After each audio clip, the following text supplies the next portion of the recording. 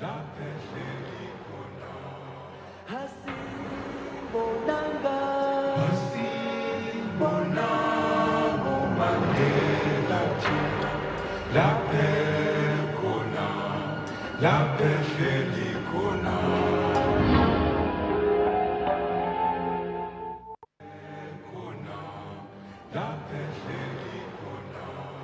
Hasibonanga, Hasibonango Mandela Tina, la pekona, la peselikona.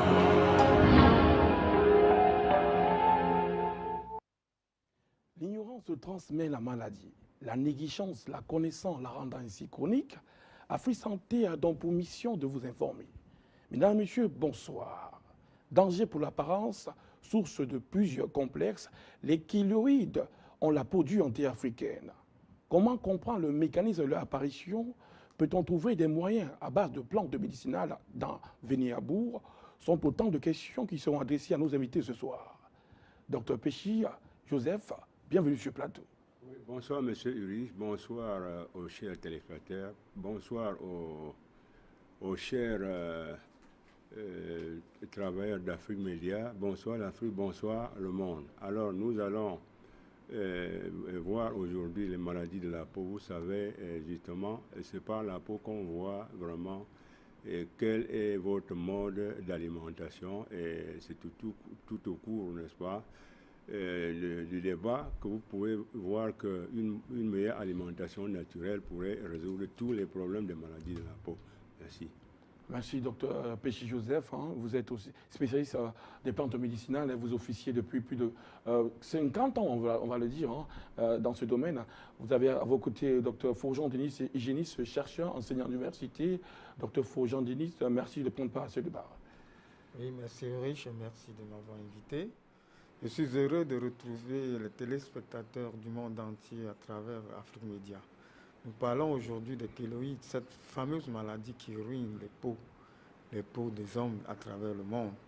L'Afrique peut proposer au monde 1001 solutions pour venir à bout de cette curieuse maladie cutanée. Merci Rich. Nous espérons qu'à votre présence, vous étancherez la soif de connaissances, surtout des connaissances pratiques de tous les milliards de téléspectateurs qui nous regardent. Docteur, nous ici, bonsoir et bienvenue aussi à cette émission. Bonsoir Ulrich, bonsoir à tous les techniciens d'Afrique Média. Bonsoir à tout le monde, bonsoir à mes gosses et à tous ceux qui aiment leur santé.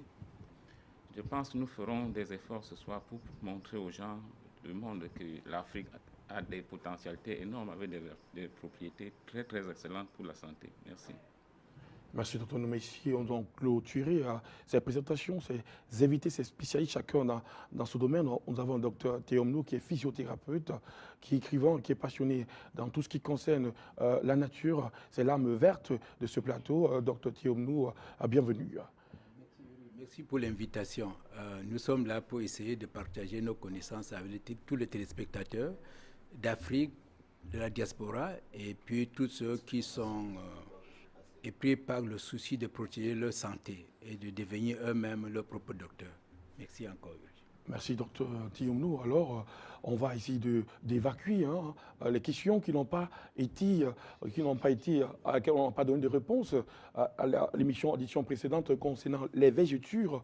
Alors, docteur Forgeon Denis, l'occasion nous permet de donner plus de clairvoyance sur vos interventions à la précédente édition, la salive d'escargot pouvant venir à bout des végétures, la salive d'escargot pouvant essayer de détoxifier les produits contenant l'hydroquinone. Comment expliquer ce mystère de la salive? Quand Dieu nous a créés, il a donné en l'homme parfait, l'homme qui était parfait, toutes les qualités, toutes les potentialités pour chasser les maladies, pour extraire les maladies de son corps. Les vergetures qui sont généralement le symbole d'une civilisation erronée, une civilisation qui utilise des produits toxiques, qui falsifient le corps humain, alors on peut venir la salive a des propriétés antiseptiques, la salive a des propriétés anti-inflammatoires et des propriétés antalgiques. La salive peut lutter contre la douleur, la salive cicatrise même. beaucoup de choses. Et quand nous utilisons par exemple la salive d'un animal, un animal que j'aime si bien rencontrer partout, dans les savanes, dans les forêts africaines, l'escargot. La salive de l'escargot est capable de détruire presque à 100% l'hydroquinone dans un lait de toilette. Donc, elle a beaucoup de propriétés physico-chimiques quand nous faisons des analyses au laboratoire. Et je peux vous dire que si vous mélangez la salive de l'escargot avec du citron et la sève d'une papaye non mûre, ce mélange harmonieux, si c'est fait dans de bonnes conditions, peut vous extraire des vergetures et même de beaucoup de maladies de la peau.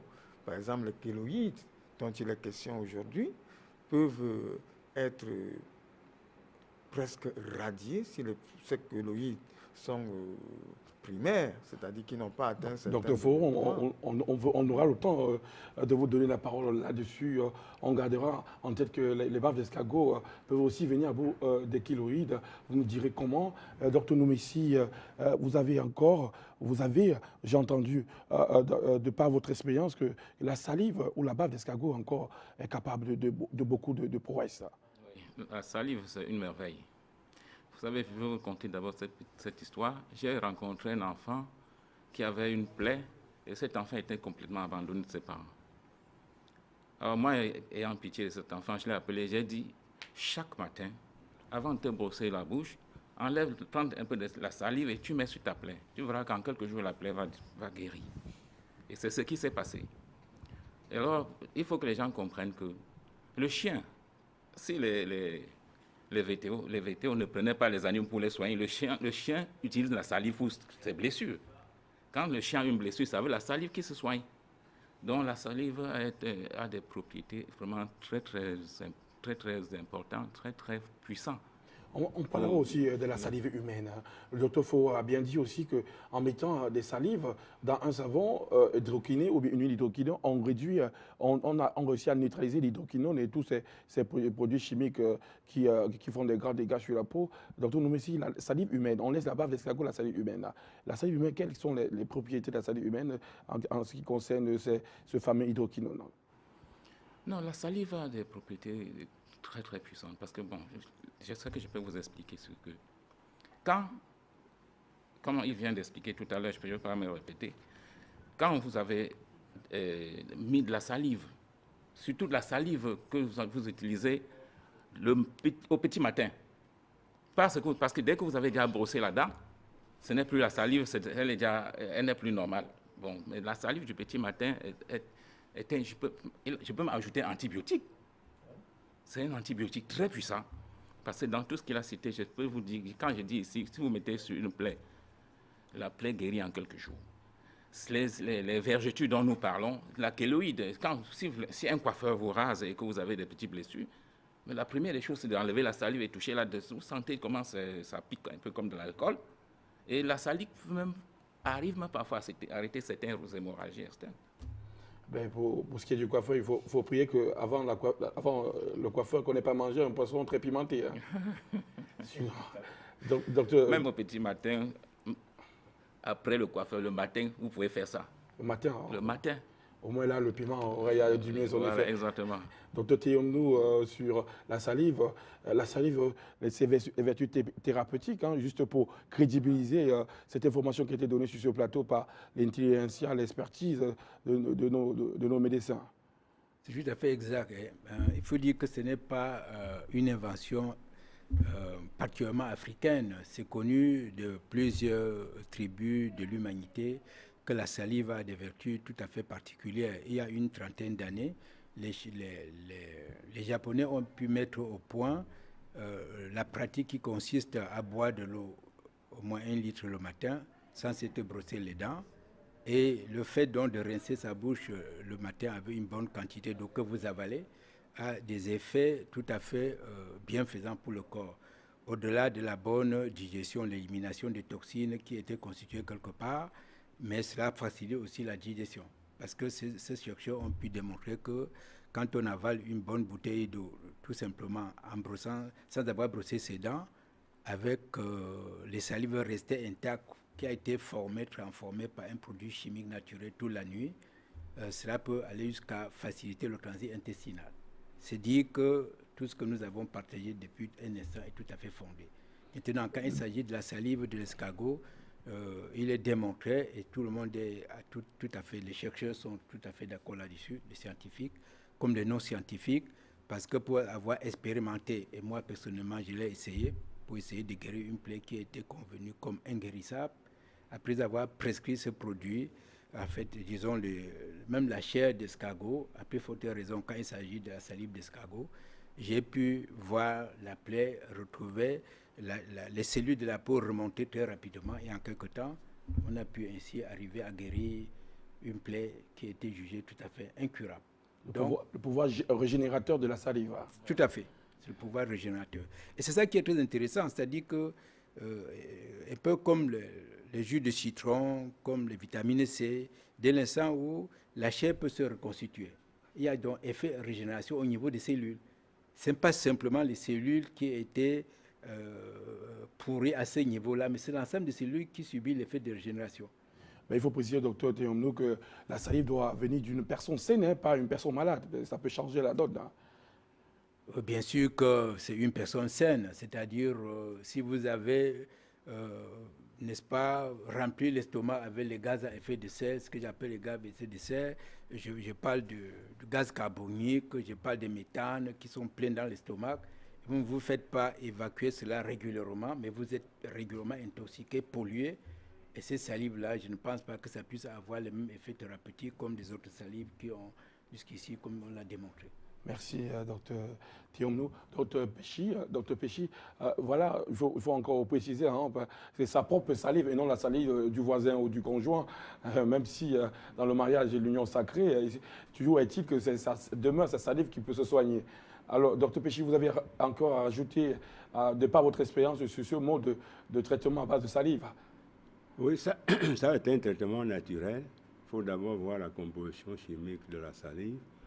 Je pense qu'il y a l'amylase salivaire qui agit. Ça peut agir sur d'autres corps tels que, disons, l'amidon. Et puis, ce qui explique que ce ferment, n'est-ce pas, sa composition a des propriétés à la fois anti-infectieuses, à la fois cicatrisationnelles, et aussi à la fois... Bon, bref, disons que cette pratique est en Afrique depuis, parce qu'avant l'arrivée de la médecine occidentale, nos pratiques, n'est-ce pas, en médecine, n'est-ce pas, reflétaient et toujours des pratiques naturelles. Je pense que quand nous étions de petits, à chaque fois que les enfants avaient une forme une forme de maladie de peau appelée teigne, bon, très souvent, les papas, les mamans, n'est-ce pas, au grand matin, n'est-ce pas, avaient toujours l'habitude d'humecter son doigt et puis frotter sur la surface de la teigne. Et puis, ceci guérissait au moins dans les 2, les 3 jours. Donc, il faut savoir que vraiment, la médecine est tout à fait naturelle, et loin de celle qu'on transporte maintenant pour aller un peu vers la chimie, où on rencontre un peu trop d'obstacles. Et puis aujourd'hui, ça pose d'énormes problèmes de la peau, alors que les moyens naturels sont les plus simples. Les moyens naturels étant les plus simples. Docteur Foro, on demande, votre éclairage est requis ici, parce que là, la maman qui prend sa salive pour humecter ou imbiber la tête de l'enfant qui a la teigne, est-ce que la salive, ça peut venir de quelqu'un d'autre pour pouvoir avoir ces méthodes, cette efficacité? Parce qu'on sait aussi que dans un conjoint qui est dans un mariage, l'union sacrée où les deux ne forment qu'un seul, est-ce que aussi la salive du partenaire peut soigner l'autre? Généralement, sur le plan de l'hygiène structurelle, il est recommandé d'utiliser la salive de la personne qui veut se soigner. Donc on doit utiliser plutôt la salive du bébé. Il a lui-même ses salives.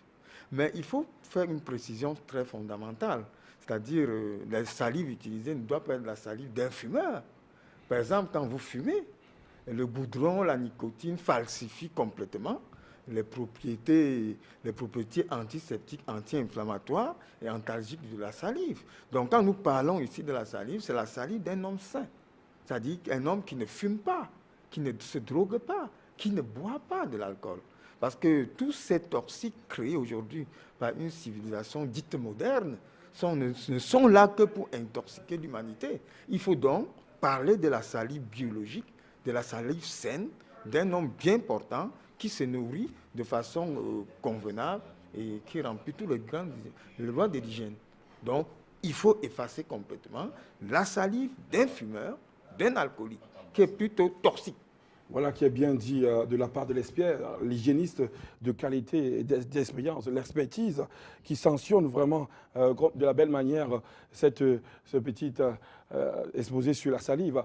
On va donner aussi réponse à ce téléspectateur Asie Edgar de la Côte d'Ivoire, qui a dans son entourage quelqu'un qui s'est fait brûler au 2e degré ou 3e, une brûlure très profonde.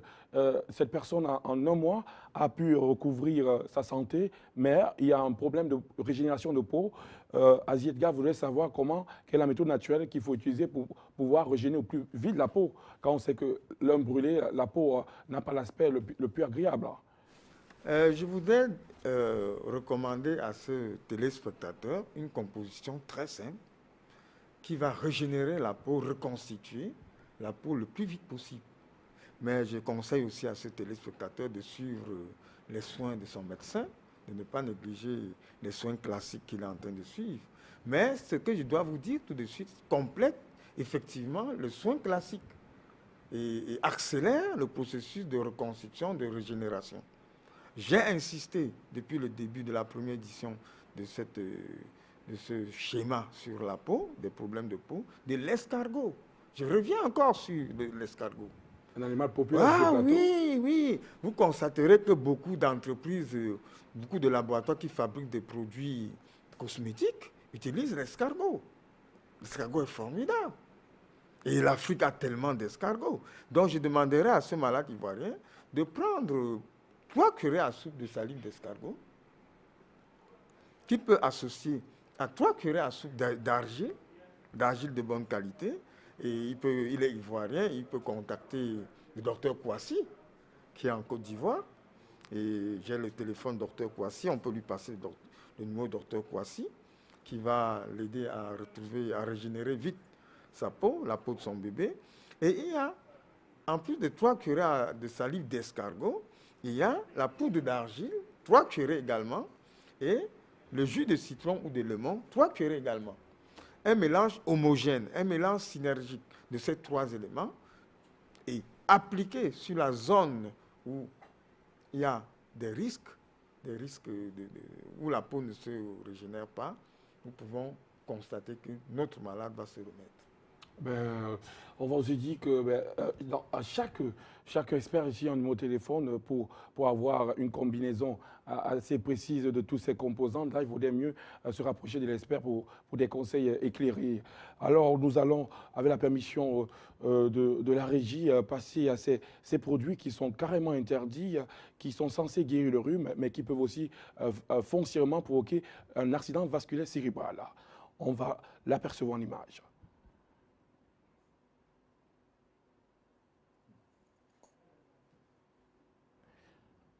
Alors, Dr Théomnou, voilà, Humex, Actifed, Dolirum, ce sont les produits que nous avons connus sur ce marché, ces vasoconstricteurs censés couper le rhume et sécher les voies nasales pour pouvoir retrouver sa santé.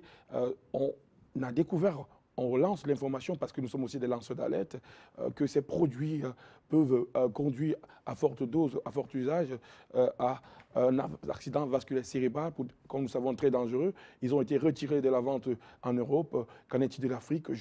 On va pas carrément stipuler là-dessus. On va simplement attirer l'attention des téléspectateurs. Et c'est avec une personne d'autorité que vous êtes, Dr Théomnou. Oui, c'est exact. Qu'est-ce que ces produits contiennent de particulier? Comme molécule essentiellement thérapeutique, c'est la vitamine C. La vitamine C qu'on retrouve dans beaucoup d'aliments en Afrique, on va retrouver dans du citron que nous avons cité tout à l'heure, dans les oranges, dans du pamplemousse, on va trouver dans le cassis, on va trouver la vitamine C présente partout. En plus, on peut trouver dans les feuilles d'eucalyptus l'équivalent de humex. Donc, le produit chimique qui est introduit dans ce produit a pour effet de réduire la douleur, donc de faciliter la circulation sanguine de manière excessive. Puisque ce n'est pas biologique, c'est ce qui explique pourquoi ce produit est de nature à provoquer une circulation sanguine intense et donc une hémorragie interne. Il serait donc de bonne convenance que les Africains apprennent à prévenir sans attendre que la toux soit là, mais à se soigner de manière préventive et régulièrement en prenant et la vitamine C en quantité suffisante, en prenant les feuilles d'eucalyptus parce que les effets thérapeutiques sont immédiats, à titre préventif, et vous n'aurez pas de rhume. Et vous n'aurez pas besoin de provoquer une hémorragie interne qui peut avoir des complications au niveau des neurones du cerveau et donc provoquer l'AVC et d'autres types de maladies cardiovasculaires. Donc, c'est simple, ces produits ne coûtent rien, on trouve sur tout le marché en Afrique.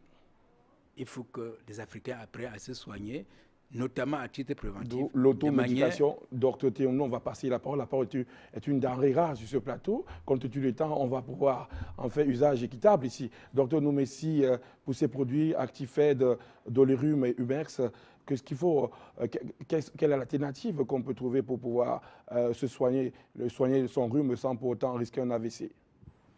Vous savez déjà, avec tout le danger qu'on trouve dans tous ces produits dont nous parlons, généralement, on dit en terre africaine, nous avons tellement de plantes que nous ne devions même plus nous aller nous saouler le sang, souiller le sang avec des produits toxiques. Quand on a le rhume, on n'a même pas, je ne sais pas pourquoi, le frère parlait de l'effet de l'eucalyptus, il y a le gingembre, en l'utilisant même simplement, même sans aucun mélange, on a un résultat vraiment extraordinaire. Les archives grillées peuvent faire l'affaire contre le rhume? Moi, particulièrement, je dis ça à tout le monde, ceux qui peuvent expérimenter le font. Moi, je soigne la toux avec l'arachide. Pourtant, tout le monde dira, ça aggrave la toux. Donc, quand j'ai des problèmes de toux, je mange assez d'arachide et la toux disparaît, l'arachide cru.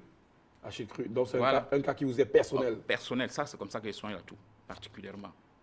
Le matin, tout est parti, c'est fini.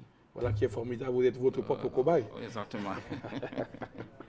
Docteur Péchi, c'est Actifed, Humex et beaucoup d'autres produits encore. Quelle alternative qu'on peut trouver dans les plantes pour pouvoir se soigner du rhume sans risquer cet AVC? Ouais, vous savez, les légumes et les fruits sont bourrés de vitamine C. Quand moi j'ai le rhume, il suffit seulement de prendre la citronnelle africaine que je bois, n'est-ce pas, que je bois avec du citron, des citrons découpés, la vitamine C, et puis les sels minéraux qui sont contenus dans les deux éléments doivent normalement compenser ce manque que j'ai dans l'organisme. Et puis là, le rhume disparaît à la seconde. Merci, Dr Péchi. Nous allons entrer dans le plat de résistance, les kéloïdes. Qu'est-ce que c'est qu'est-ce que sont les kéloïdes? On va essayer d'avoir un résumé de ce que c'est les kéloïdes. Les kéloïdes ou cicatrices kéloïdiennes, résultantes d'une excroissance du derme au niveau d'une blessure guérie ou pas, se retrouvent en majorité dans les populations de couleur noire ou jaune, se manifestant le plus souvent dans les périodes de puberté et de la post-adolescence.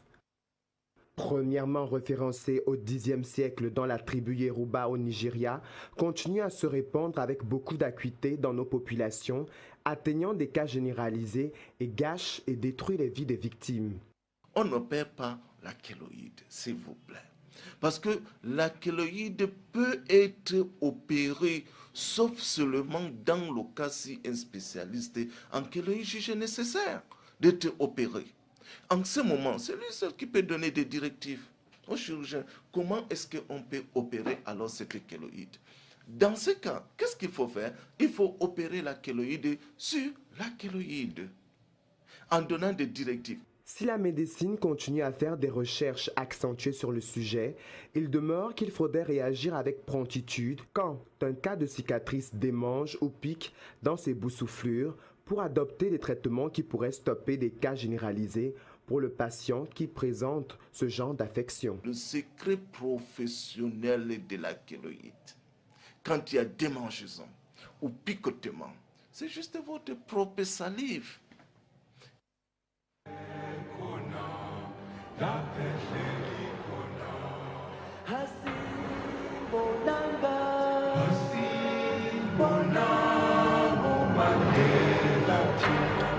La paix Kona, la paix Félicona.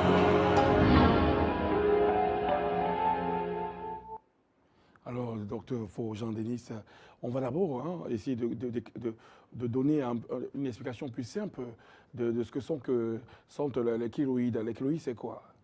Les kéloïdes sont des tumeurs fibreuses, bénignes, soit non cancéreuses de la peau, et qui intervient après une lésion de l'épiderme. Généralement, les causes sont multiples. Il peut venir d'une affection de la peau, l'acné, les brûlures, les picotements, les coupures, les piqûres d'insectes, les perçages, les cicatrices non traitées, les tatouages peuvent créer des kéloïdes, même des interventions chirurgicales. On en reste à la définition encore. Docteur, tirons-nous une définition plus simple, parce que kéloïde, ça fait trop scientifique. Quelle définition peut-on accorder pour l'Africain moyen des kéloïdes? Non, cette explication, docteur, pour vous est tout à fait pertinente. Il n'y a pas d'explication aussi excellente. Mais en fait, c'est vraiment un développement anormal de tissus, de cellules dans une région donnée de la peau. On ne comprend pas pourquoi. Certains pensent que c'est le facteur génétique, c'est-à-dire qu'on a dû recevoir ça d'un parent. Mais cela est là, propre à la race africaine. Et l'explication plus pertinente, je n'en vois pas beaucoup. Mais c'est une maladie qui s'installe, latente. Si les dispositions de traitement ne sont pas prises dans les délais, c'est une pathologie qui risque de traîner parfois toute la vie. Donc, je connais des personnes que j'ai suivies souffrant de kéloïdes, qui n'ont pas suivi de manière permanente et continue le traitement, mais qui ont vu le problème prendre certaines proportions qui se sont avérées extrêmement dommageables pour la suite de sa santé. Donc nous sommes là dans un sujet qui est extrêmement passionnant. Il faut le suivre avec beaucoup d'intérêt. Suivre avec beaucoup d'intérêt ce sujet passionnant. Docteur Péchy, le facteur génétique en cause, vous faites de la recherche, vous avez fait de votre vie une vie de recherche pour sauver l'humanité de ces nombreuses maladies. Alors, comment est-ce que c'est un facteur génétique? Est-ce que c'est héréditaire, les kéloïdes? C'est parce que la maman l'a eu que nous l'avons? Ou alors c'est dû à l'aspect constitutionnel de la peau, sa fragilité? Enfin, je pense que ce n'est pas héréditaire, mais il faut d'abord déjà savoir que dans ma définition, bon, je peux la définir, le kéloïde, comme étant une maladie relevant, n'est-ce pas, d'une alimentation chimique le plus longtemps poursuivie. Alors, il faut noter donc que cette alimentation chimique toxique n'apporte pas de molécules nécessaires pour nourrir et édifier nos cellules de la peau, mais apporte plutôt des molécules chimiques toxiques qui justement attaquent, fragilisent et puis détruisent les cellules de la peau. On se retrouve avec des maladies telles que le kéloïde, certaines formes de gale, des vergetures, allant même jusqu'au cancer. Mais il faut également noter qu'en consommant un aliment, même si cet aliment est naturel, si nous le consommons, n'est-ce pas, sans varier, on risque encore d'avoir, n'est-ce pas, les maladies de la peau. Donc, la peau, justement, c'est un organe. C'est un organe qui est d'ordre d'importance très capital parce qu'elle couvre justement les autres organes. C'est un organe qui vit, qui respire, qui se nourrit et qui fonctionne pour rejeter les déchets. Donc, ce qui fait que nous ne devons pas consommer les aliments chimiques, consommer des Dr. médicaments. Péchy, vous faites de l'alimentation sur cheval de bataille en s'alimentant pas très bien. On est exposé à ces problèmes de peau, donc les végétures, la gale, et ce qui nous rassemble ce soir, les kéloïdes. Docteur Noumessi, on a parlé du facteur génétique. On a reçu ce plateau que ce n'est pas forcément héréditaire, mais maintenant les kéloïdes, au niveau de l'apparition, est-ce que les kéloïdes sont contagieuses? Non, les kéloïdes pourraient être contagieuses puisque les kéloïdes ne coulent pas de l'eau. Bon, vous savez, l'effet de dire qu'il y a des problèmes génétiques, même au niveau génétique, on ne peut pas avoir ces kéloïdes. Il faut simplement, comme nous le disons, dès qu'on a des petites sensations de brûlure ou de douleur au niveau de la peau, il faut déjà essayer de soigner rapidement. Même avec sa propre salive, comme nous disions tout à l'heure, parce que c'est assez important. Les kéloïdes sont des maladies qui, généralement, viennent à cause peut-être de notre propre négligence, enfin, le manque de savoir, un peu de négligence de notre part qui crée. Nous ignorons l'essentiel et nous retrouvons dans des ennuis. Docteur Faux-Jean-Denis, chez le coiffeur également, hein, on va prendre un cas vraiment assez simple. Après la coiffure, on se sent parfois infecté, il y a des petites écorchures. Est-ce que c'est dû, ça peut être dû, on est dans le registre des causes, est-ce que ça peut être dû aussi peut-être à l'usage de la mauvaise tondeuse ou du fait que le coiffeur n'a pas assez nettoyé sa tondeuse? Comment, à ce niveau, expliquer ce facteur causal et comment réagir de manière vive, de manière à ne pas à stopper l'infection? Déjà, il est conseillé de ne pas changer les coiffeurs tout le temps. Il faut être habitué à un seul coiffeur, lui donner vos principes, ne pas être pressé quand on va dans un salon de coiffure, exiger que les lames soient mieux lavées. Mais je voudrais préciser une fois de plus aux téléspectateurs. Et tout à l'heure, comme nous avons vu en vidéo, nous avons vu un médecin qui insistait sur la salive. Je reviens dessus. Parce qu'il faudrait que nos téléspectateurs comprennent exactement ce qu'il faut faire pour prévenir tout cela. La salive, je le dis bien, la salive est capable de prévenir les kéloïdes. Hein? Il suffit que quand le coiffeur a fini de vous laver, vous pouvez poser des salives au niveau de la main, frotter, et frotter sur votre tête. Ça prévient les kéloïdes. C'est très hygiénique. Oui, c'est hygiénique. C'est votre salive. C'est votre salive. Il n'y a pas de problème quand c'est votre salive, surtout qu'il est antiseptique. La salive pique plus que l'alcool. Hein. Une salive biologique. Pas la salive d'un fumeur, j'insiste. Parce que la salive d'un fumeur, c'est une salive toxique. C'est une salive toxique. Inutile. Inutile. C'est pour ça qu'il est très dangereux même d'embrasser le fumeur de n'importe comment. On n'embrasse pas n'importe comment. On n'embrasse pas un fumeur. Non, le fumeur crée trop de problèmes. Il faut éviter. Parce que la salive du fumeur, que je vois des gens qui embrassent des gens en posant les joues à gauche, la bouche sur les joues des gens. Mais si le fumeur est passé là, vous êtes déjà intoxiqué. Il faut éviter la salive du fumeur. Mais, comme la nature a si bien fait, la salive de l'escargot peut encore détruire la nicotine qui se trouve sur la salive du fumeur. C'est ça le problème. Il y a le piercing, hein. Les nombreux jeunes aussi, c'est à la mode, hein, le tatouage, le piercing. Est-ce que aussi, ça peut créer facilement des kéloïdes? Oui, les tatouages, les piercings, les égratignures, toutes sortes de fantaisies de ce monde qui s'égare. Est-ce que ça dépend de la gravité de l'écorchure? Non. Même une égratignure, une petite égratignure, même si un poil quitte l'épiderme, ça dépend de la façon. Par exemple, quand je vois des enfants jouer avec les lames de rasoir, la lame de rasoir est très, très, très dangereuse. Elle peut vous fournir une kéloïde qui ne sera pas résolue. La lame de rasoir. On a aussi, c'est assez inévitable dans l'adolescence, l'acné. L'acné, parfois, se finit en kéloïde. Voilà, l'acné, par exemple, une acné qui se situe au niveau de la poitrine. Par exemple, vous verrez beaucoup d'hommes ont des kéloïdes au niveau de la poitrine à cause de l'acné, un acné qui n'a pas été traité. Ou bien on a utilisé des méthodes fantaisistes, des laits de toilette avec des hydroquinones, des corticoïdes, Au lieu d'aller voir un dermatologue pour faire des soins appropriés, on prend n'importe quoi, on met sur la peau, on met sur cette acné, et finalement, l'acné se complique et devient une kéloïde.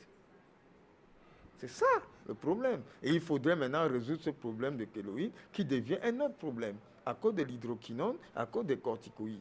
Il faut éviter tout cela. On va aller un peu plus profond, hein, dans la genèse, même dans le mécanisme scientifique, ce qui se passe au niveau de l'épiderme, du derme, dans ces parties fibreuses. Qu'est-ce qui, au niveau du derme et l'épiderme, qu'est-ce qui donne, qui provoque cette présence boursouflée surélevée? Qu'est-ce qui dysfonctionne au niveau de la peau? Tantôt à l'entame de mon propos qu'il n'y a pas eu une raison tout à fait fondée. Les dernières recherches de laboratoire n'ont pas révélé comme étant une origine tout à fait précise pour expliquer pourquoi. Les kéloïdes ne sont pas, la seule pathologie dont l'origine est souvent assez complexe à expliquer. Nous pouvons épiloguer sur plusieurs facteurs qui sont consécutifs, mais les dernières recherches scientifiques sur ce sujet, je peux le dire avec assez de certitude, puisque j'ai des personnes qui ont souffert de ces maladies, qui sont fait évacuer en Europe. Et donc, il y a des sujets comme ça qui ont des peaux prédisposées à développer des kéloïdes, et ce n'est pas pareil pour tout le monde. Et donc, il serait plus intéressant de savoir comment faire pour retarder cette excroissance des tissus. On a pensé à ça, docteur Thiomnou. C'est par la découverte de l'eau chaude. Bonsoir et bienvenue sur ce plateau. Un appel venant du Cameroun, plus précisément de Kribi. Bonsoir. Oui, alors merci. D'accord, merci. Merci vraiment de cette opportunité. Je remercie tous ces praticiens, spécialistes qui se donnent totalement pour la construction de l'Afrique nouvelle.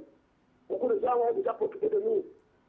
Nous donnons leurs produits, parfois qui ne sont même pas efficaces, juste parce qu'ils veulent notre argent. Mais voilà, vraiment, vous qui êtes là, vous êtes la lumière de l'Afrique nouvelle, et je crois que les dieux d'Afrique feront qu'on ne vous oublie jamais. Je voulais faire partager ma propre petite expérience. Quand vous parlez des maladies de la peau, moi j'ai constaté, à moi, dans ma très grande jeunesse, quand j'avais mes 20 ans, j'ai constaté lorsque je me rageais que j'avais des boutons qui sortaient. Je vous le dis, j'ai vécu comme ça, parfois j'ai dépensé de l'argent pour acheter des produits et j'en vois encore des gens vendre maintenant. Mais qu'est-ce que j'ai fait? Je suis d'abord parti d'une observation. Je suis parti d'une observation en fait, à partir même des injections que je me faisais, je m'étais dit, ça m'avait conduit à découvrir que, en réalité, lorsqu'il y a une réaction de la peau, ou une réaction même des muscles du corps, avec le contact d'objets souillés, c'est parce qu'en fait, ces objets souillés nous laissaient la souillure sur nous. Et qu'il fallait seulement enlever la souillure pour que les conséquences fâcheuses de cette souillure se produisent. Par exemple, lorsqu'on s'injecte, en réalité, c'est quelqu'un qui piquant, on pique dans le corps. Mais ça ne produit pas le même effet que lorsque, par exemple, c'est un clou kinétique. Alors, je me suis donc dit qu'il suffit donc d'enlever la saleté, que la souillure, l'objet souillant nous a mis sur nous, et que ça vienne clair. Donc, depuis, lorsque je viens de me raser, j'ai un bon gant de toilette que je lave, et je me nettoie très bien au savon. Très bien au savon, et cela ne m'a jamais rien produit de mauvais. Donc, au lieu de continuer à acheter, à donner de l'argent à ceux qui sont déjà riches, trop riches sur nous, je crois que l'eau, on peut en trouver partout, et un peu de savon. Pour que comme ça, dans les familles, on commence à faire un peu d'économie, et pour le développement de l'Afrique de demain, que vous êtes, donc vous êtes les bâtisseurs. Merci, je voudrais cette petite expérience, la communiquer aux autres Africains, qui ne nous coûte pas de l'argent, pour que nous puissions économiser des petits sous. Merci ce partage d'expérience. D'où vous avez mis l'ancrage sur l'observance des règles d'hygiène.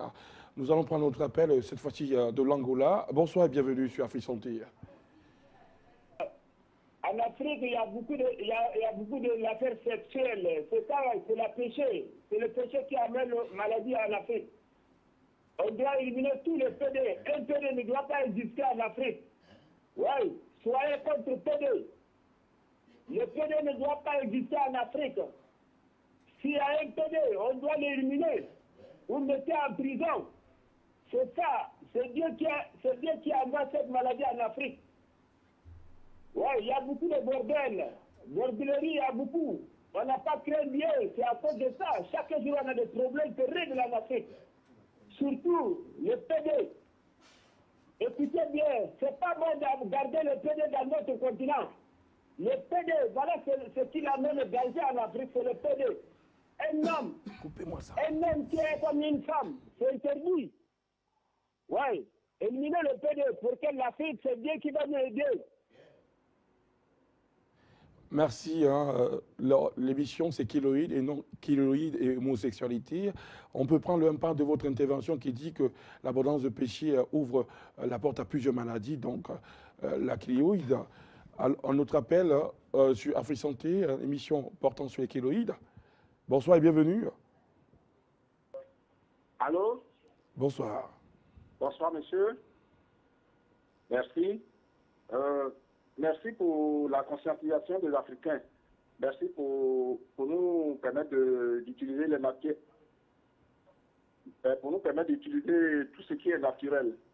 Vous avez parlé de la salive d'escargot. Bon, je ne sais pas, parce que je sais que l'escargot, il y a un produit bleu, quand on extrait de sa coquille, je ne sais pas si c'est ça la salive, ou bien est-ce que c'est la bave quand l'escargot glisse. Voilà, donc c'est la question que je voulais poser. Merci et bonsoir. Merci. Une question assez pertinente. Hein. On prend un dernier appel, Pasteur Soa du Gada. Pasteur Soa, on ne saurait vous refuser cette intervention, vous qui êtes abonné à cette chaîne, et précisément Afrique Santé. Bonsoir. Bonsoir. Bonsoir, que le Seigneur vous bénisse encore, que la grâce de Dieu soit avec vous, le panel. C'est tout juste une petite préoccupation par rapport à ce que vous venez de montrer tout à l'heure, la maladie du peau, tout ce qui pousse sur la barbe ou bien sur la tête. Je voudrais savoir, est-ce que ces genres de maladies aujourd'hui, notre médecine traditionnelle, est-ce que pourra vraiment traiter face à ça? Est-ce que ça peut vraiment nous aider? Parce que tout ce qui est produit que nous prenons aujourd'hui, c'est ce que nous créons qui détruit vraiment la peau. Donc, nos naturothérapeutes, nos chercheurs, est-ce qu'aujourd'hui ils ont pu faire des découvertes dans ce domaine traditionnel afin de pouvoir traiter vraiment nos parents? Regarde ce temps comme ça, qui est en train de souffrir. Si on ne doit pas faire une opération, qu'est-ce qu'il faut faire? Est-ce qu'il y a des produits pour le traiter? Et maintenant, pour finir, est-ce qu'aujourd'hui, l'alimentation, est-ce que c'est ce qui crée cela ou qu'est-ce qui fait cela? On ne sait pas exactement. Donc, je voulais quand même qu'on me réponde un peu là-dessus. Merci. Merci, Pasteur Soa. Eh bien, votre intervention tombe à pic. Docteur Doumessi, d'abord, la première intervention, il faut évacuer selon l'ordre. L'escargot, la bave d'escargot, c'est quoi? Comment différencier l'urine d'escargot et sa bave? On sait bien que l'escargot, quand on casse, il y a tout un amas de liquide. Comment savoir ce qui est thérapeutique là-dedans? Je pense que quand on met même déjà l'escargot, si on attrape une dizaine d'escargots, on met dans un seau avec un peu d'eau, il va remplir le seau de salive.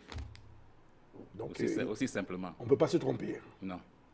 Alors, dans une autre phase, la phase thérapeutique, hein, comment venir à bout, docteur, le pasteur Soa voulait la signaler? Est-ce qu'on réellement, les Africains, à partir de leur environnement, dont les plantes sont les plantes médicinales, peuvent vraiment venir à bout des kéloïdes? Comment? Oui, effectivement, oui. Déjà, mais la réponse que je vais donner va aller dans le sens même pour celui qui s'est brûlé. Bon, vous savez, et avant que je donne la potion, la kéloïde, ça attrape beaucoup plus de gens qui ont assez de carence à vitamine B1. Et cette vitamine, lors de la dernière émission, j'ai dit qu'on le trouve dans des arachides et dans le haricot. Quand le corps, les lésions arrivent parce que le corps n'est pas, comment on appelle ça, les cellules de la peau ne sont pas nourries. Bon, or, déjà, par rapport à la kéloïde, on a une plante. En Afrique, on appelle ça rouge un côté. Rouge un côté. Rouge un côté, bon. Il y a aussi la bardane, puisqu'il faut utiliser le nom scientifique aussi. Quand on a le rouge un côté ou la bardane, on a l'amidon de manioc, on a l'huile de palmiste. Ça, c'est pour oindre déjà dehors. Et il faut boire aussi. Et pour boire, on peut prendre 2 cuillères à soupe matin, midi et soir et oindre régulièrement. Ça fait disparaître progressivement cette situation. Et si quelqu'un a des difficultés, il peut nous approcher, comme ça nous lui donnerons, parce qu'il n'y a pas que ça, il y a assez de remèdes suffisants pour faire disparaître tous ces enflements sur le corps. Il faut rajouter que la plupart des traitements, le premier recours pour éliminer les kéloïdes, c'est l'ablation. Hein. L'ablation par voie lasérienne. Donc on utilise le laser, la chirurgie à base de laser. Mais on a constaté, docteur Faux, qu'il y a réapparition. Donc dès qu'on commence la chirurgie, et après, une fois qu'on a ôté cet amas de chair, ça réapparaît et ça devient encore plus grave qu'avant, docteur Messi. Oui. Docteur Faux, Jean-Louis. Oui, mais effectivement, quand on a, par exemple, quand un chirurgien plasticien, un chirurgien opère, généralement une kéloïde, cela a l'habitude de revenir, et de revenir plus vite. Mais je travaille en collaboration avec des chirurgiens esthéticiens, des dermatologues. Une fois que la kéloïde est éliminée par une chirurgie, qu'est-ce qu'il faut faire? C'est à ce niveau. C'est là où nous demandons qu'il y ait collaboration entre les divers types de médecine. La médecine classique est là, la médecine traditionnelle est là, la médecine naturelle scientifique est là. Qu'est-ce qu'il faut donc faire?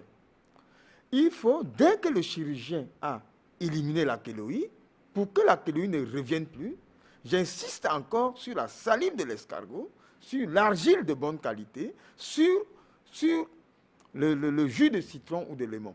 En associant donc les 3 éléments qu'on applique presque immédiatement quand le chirurgien classique a fait ses soins, vous aviez toutes les chances, en suivant une alimentation appropriée, riche en vitamine B1, comme disait tout à l'heure le docteur Noumessi, vous avez toutes les chances que la kéloïde ne puisse plus revenir. Passons la parole au docteur Petit Joseph. Petit Joseph, vous êtes abonné des recettes, et des recettes sûrement simples, mais les plus efficaces. Qu'est-ce qu'on a contre les kéloïdes dans votre besace, docteur Petit Joseph? Moi, je dirais déjà que la chimie a gagné tous les secteurs dans le monde. Alors, il faut d'abord déjà savoir que au niveau de l'agriculture, aujourd'hui, nous consommons les aliments chimiques, ce qui fait que nos cellules de la peau ne sont pas suffisamment nourries. Et même, vous pouvez avoir, n'est-ce pas, une alimentation uniforme. Si vous ne variez pas cette alimentation uniforme, même si elle est naturelle, on aura toujours les problèmes de maladie de la peau. Donc, si on fait la chirurgie, par exemple, je pense que tant qu'on ne rentre pas dans la consommation naturelle des aliments en les variant, nous savons qu'il y a 4 groupes d'aliments. Il y a les protéines, les lipides, les glucides, les légumes et les fruits. Tant que vous ne rentrez pas dans ces aliments naturels pour vous nourrir, pour que les cellules de la peau puissent être, n'est-ce pas, édifiées, ce problème de maladies de la peau ne manquera jamais. Faire seulement des soins superficiels, c'est largement insuffisant. C'est pour cette raison que quand vous voyez, on fait la chirurgie, ça ressurgit parce que l'intérieur est anormalement édifié. Merci, docteur Péchi, professeur, docteur Thiomnou. Au niveau de l'aspect interne, parce que l'aspect superficiel de la peau, on a dit il faut avoir, on n'exclut pas le chirurgien, mais après le chirurgien, il y a une complémentarité que la naturopathie pourrait offrir. Mais dans l'aspect interne, qu'est-ce qu'il faudrait faire? Voilà, ça c'est une très bonne question. Je m'attendais à ce qu'on a dans ce sens-là. Parce qu'en fait, la chirurgie moderne a une démarche que personnellement, à ma qualité de physiothérapeute, je n'apprécie pas beaucoup. On devrait soumettre tous les patients appelés à subir une chirurgie à une désintoxication cellulaire. Pendant les deux mois qui suivent l'intervention chirurgicale, on devrait donc soumettre de manière automatique tout malade appelé à subir une intervention, sauf si l'intervention savait être s'impose dans une certaine immédiateté. Ceci dit, on ne peut pas avoir de bons résultats, quel que soit le type de pathologie en chirurgie, tant que le malade garde dans le corps les effets de toxicité, c'est-à-dire les toxines même, les toxiques aussi. Alors, si le malade a suivi pendant 1 mois ou pendant 2 mois une cure de désintoxication, une cure de vitamine C, de vitamine B1, donc complexe B, qui apporte suffisamment d'oxygène dans le corps pour faciliter la fabrication du sang neuf, vitamine C qui a pour vertu d'éliminer tous les toxines et de faciliter une croissance normale des cellules. Si tous ces éléments-là ne sont pas en quantité optimale, souvent les chirurgiens se trompent du résultat parce qu'ils n'ont pas de résultats recherchés justement parce que le terrain n'a pas été préparé, le système immunitaire n'a pas été suffisamment renforcé. Donc, en réalité, il faudrait mettre l'accent sur le système immunitaire, la désintoxication complète. Docteur Noumessi, j'ai dans mes recherches, lorsque je voulais avoir votre approbation là-dessus, lorsque on a une infection peut-être après chez le coiffeur, il est conseillé dans mes recherches, je voulais savoir si on peut valider cette approche-là, le jet d'aloe vera qu'il faut appliquer 2 fois par jour sur la partie infectée pour limiter ou prévenir la kéloïde. Est-ce que ce traitement peut être validé? Vraiment validé. Je suis à 100% d'accord aussi. Le gel d'aloe vera est assez puissant pour jouer ce rôle. On va essayer de faire une complémentarité dans la recherche.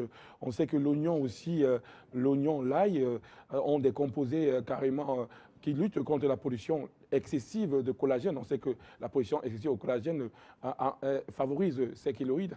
Comment utiliser l'ail et l'oignon, monsieur hygiéniste, n'est-ce pas hygiéniste? Il faut tout simplement consommer régulièrement beaucoup d'oignons et beaucoup d'ail et frotter si possible les oignons sur les parties infectées 2 fois par jour.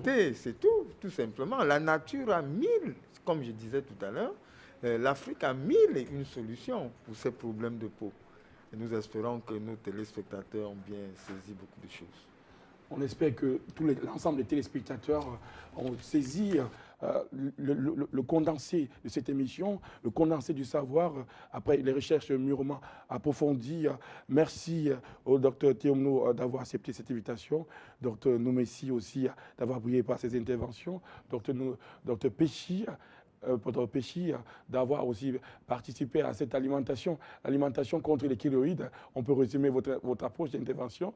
Docteur Faux Jean-Denis, l'aspect hygiéniste, nous avoir richement renseigné sur la salive. Je ne cracherai plus autant qu'avant, car je gaspillerai le remède de mon corps. Je pourrais sanctionner cette émission ici avec ce résumé qui m'apporte richement. Alors, les kéloïdes, ce n'est pas impossible de s'en débarrasser. Il faudrait la collaboration chirurgie et naturopathie pour en venir à bout, d'où tout compte fait l'unité au service de la santé. Au revoir.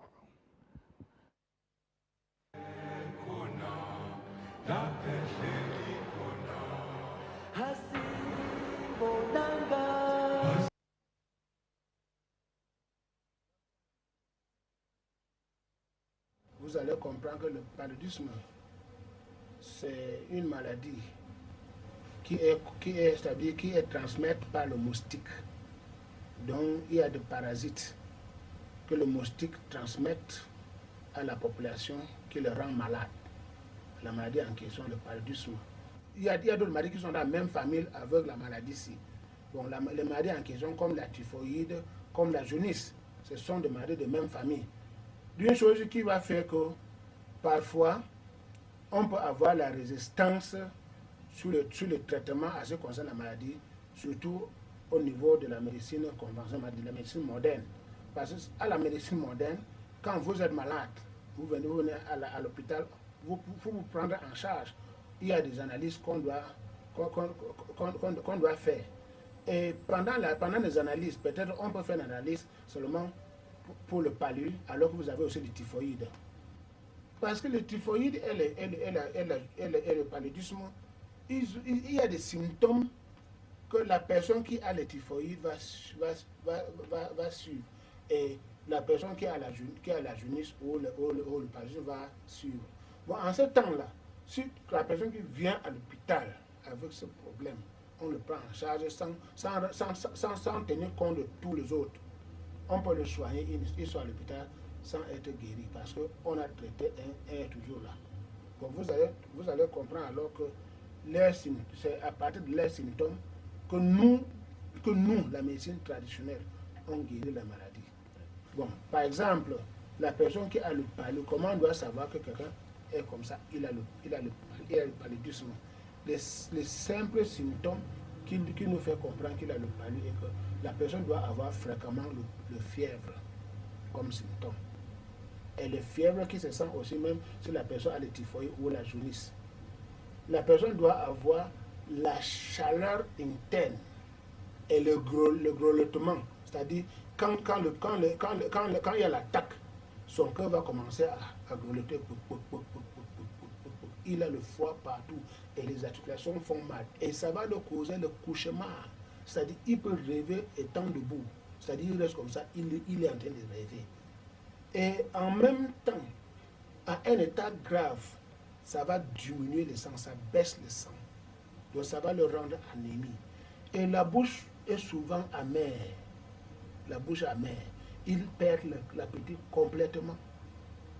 Voilà les symptômes pour le palud. Bon, dans la même famille, on a le typhoïde. Le symptôme pour le typhoïde est presque pareil. Vous allez avoir fréquemment le fièvre comme au paludisme. Vous allez avoir le mal des articulations comme au palud. Mais la différence est que vous allez avoir parfois la chaleur et le froid presque au même moment. C'est-à-dire, tout à l'heure, tu as le froid. Tout à l'heure, tu as la chaleur. Tout à l'heure, tu as la chaleur. Le ventre n'est pas tranquille. Et parfois, tu pars au WC, tu fais le sel, ça sort liquide, ou bien ça sort dur, ou bien tu ne fais même pas le sel. Il y a le bourdonnement dans le ventre. Et tout le corps est souvent cassé. Et le temps donné, si tu manges parfois, tu renvoies. Voilà donc les symptômes pour le typhoïde et qui ressemble aux symptômes de paludisme. Une chose qui va faire qu'on peut confondre les deux, si le traitement n'est pas généralisé. La jaunisse, c'est la même chose. Vous allez voir la personne va avoir c'est-à-dire les yeux deviennent jaunes et la couleur d'urine devient foncée. Et il a le mal dans les articulations et ça le fait devient pâle. Une personne qui a la jaunisse. Et la jaunisse, c'est une des maladies dans la famille qui est un peu rare. Donc dans cette famille de maladies que vous avez, le palud, la jaunisse, la typhoïde, la jaunisse est un peu rare. Mais la typhoïde et le paludisme sont fréquents. Parce que paludisme, ceux qui vivent là, il y a trop de moustiques, ils sont exposés au paludisme. La typhoïde, ceux qui vivent là où l'eau n'est pas bien, ils sont exposés au typhoïde. Donc la typhoïde et le paludisme sont les maladies les plus fréquents qui nous menacent. Si vous avez commencé votre traitement avec la médecine traditionnelle et que ça ne tient pas, ne tardez pas, allez vite à la médecine moderne. Et quand vous commencez avec la médecine moderne, ça ne tient pas, tournez vite à la médecine traditionnelle. Même si c'est mieux associer les deux, prenez les deux à la fois, vous allez voir un résultat miracle. Donc c'est pour donc dire que dans la médecine moderne, quand vous allez à l'hôpital avec un problème de tel cas, on va vous diagnostiquer sur ce que le docteur pense. Et s'il oublie un, il va se concentrer sur ce qu'il a vu, oubliant l'autre. Et la personne, ça a difficile qu'il est guéri. C'est pour cette raison que vous voyez qu'il y a les résistances. Alors que chez nous, quand quelqu'un vient pour le problème de ces maladies, les remèdes qu'on donne, c'est les remèdes qui en généralisent la famille de cette maladie. Donc la typhoïde, la jaunisse, le paludisme, le remède le prend en général. Alors si on comprend bien, docteur Diwa, ça veut dire que quand un malade vient, sur la base des symptômes, vous lui donnez un remède indiqué qui s'attaque à toutes ces maladies. Oui, expliquez-nous ça. Quand un malade vient chez nous, après son expérience, parce que nous on se dit souvent que quelqu'un ne peut pas se réveiller un bon matin, étant en santé, au lieu d'aller au travail, prendre la route pour aller à l'hôpital. La personne qui va à l'hôpital, c'est une personne qui n'a pas bien dormi. Il avait le malaise dans la nuit. quand il se réveille le matin, il se sent mal à l'aise toujours. C'est cette personne qui va aller à l'hôpital. Maintenant, ce que la personne est en train de sentir dans son corps, c'est ça là qui va nous expliquer. Basant sur cette explication, maintenant, nous, on va savoir de quoi la personne est en train de souffrir. Si nous trouvons son problème sur le palud, la jaunisse, son problème c'est le palud ou la jaunisse, parce qu'on peut soupçonner que c'est la typhoïde ou la jaunisse, basant sur les différents symptômes.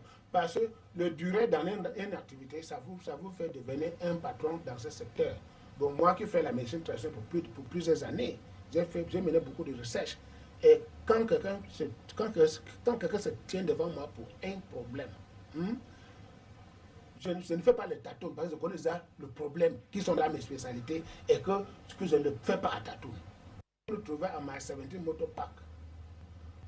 À Douala, qui est une grande ville, vous allez nous trouver dans 3 centres. Nous sommes à l'entrée, kilomètre 5, en Koumoulou, face à la station. Vous nous trouvez encore derrière la boulangerie Meno, au rond-point d'Edou. Vous nous trouvez encore en face automobile technique, Nouvelle Route Bonaberi. Et vous allez nous trouver à Kumba, là où il y a notre siège à Lido Street. À Balekumba, là où il y a mon village natal, vous nous trouvez à Bounanjo Kwata. Et là-bas, le prix de remède est baissé pour servir cette population royale. À l'étranger, nous allons faire des expansions parce qu'il y a les malades qui sont de Congo, qui sont de Guinée équatoriale ou de Côte d'Ivoire, qui viennent se faire consulter ici. Nous, on va les approcher. Avant la fin de cette année, nous serons en prospection à Brazzaville. Mais pour l'instant, nous allons à Oyem dans les jours à venir. Quelques jours à partir de maintenant, nous serons à Oyem. Et nous allons au Cameroun parce que nous n'avons pas encore couvert tout le pays. Il y a le Grand Nord qui n'a pas notre service, Grand Est qui n'a pas notre service. Mais avant la fin de cette année, nous allons aller à Bertois, cette année-ci.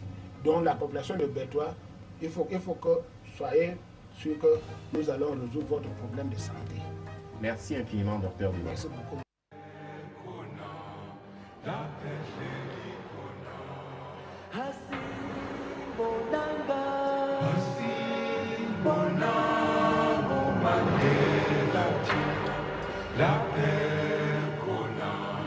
la paix,